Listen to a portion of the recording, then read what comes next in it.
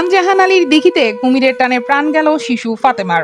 9 ঘন্টা উদ্ধার অভিযানের পর মিলেছিল মরদেহ। নিরাপত্তা জোরদারের দাবি স্থানীয়দের। বাগেরহাটের ঐতিহাসিক খানজাহান আলী রহমতুল্লাহি আলাহি মাজার সংলগ্ন দিঘিতে কুমিরের আক্রমণে প্রাণ হারিয়েছে 8 বছর বয়সী শিশু ফাতেমা। মর্মান্তিক এ ঘটনায় শোক ও উদ্বেগ ছড়িয়ে পড়েছে পুরো এলাকায়। স্থানীয় সূত্রে জানা যায়, সোমবার রাত আনুমানিক 8টার দিকে পরিবারের সঙ্গে মাজার এলাকায় অবস্থান করছিল ফাতেমা। এই সময় মহিলা ঘাট এলাকায় হঠাৎ একটি কুমির তাকে পানির মধ্যে টেনে নিয়ে যায়। ঘটনাটি মুহূর্তের মধ্যে এলাকায় আতঙ্ক সৃষ্টি করে। খবর পেয়ে ফায়ার সার্ভিস, পুলিশ, স্থানীয় প্রশাসন, স্বেচ্ছাসেবক এবং মাজার কর্তৃপক্ষ যৌথভাবে উদ্ধার অভিযান শুরু করে। গভীর পানি, রাতের অন্ধকার এবং কুমিরের উপস্থিতির ঝুঁকি সত্ত্বেও উদ্ধারকারীরা রাতভর তল্লাশি চালান। দীর্ঘ প্রায় 9 ঘন্টার শ্বাসরুদ্ধকর অভিযানের পর মঙ্গলবার ভোর 4টা 40 মিনিটে দিঘির একটি ঘাট সংলগ্ন এলাকা থেকে ফাতেমার মরদেহ উদ্ধার করা হয়।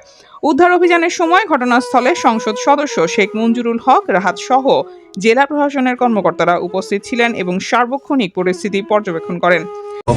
আমাদের এই ঘাটে গোসল করাও আমরা নিষিদ্ধ করে দিতে পারি আপাতত। তো আমরা যেটা অনুরোধ করবো সবাইকে, যে এখানে একটি কুমির রয়েছে এবং যেহেতু পরপর একটি ঘটনা ঘটেছে, সবাই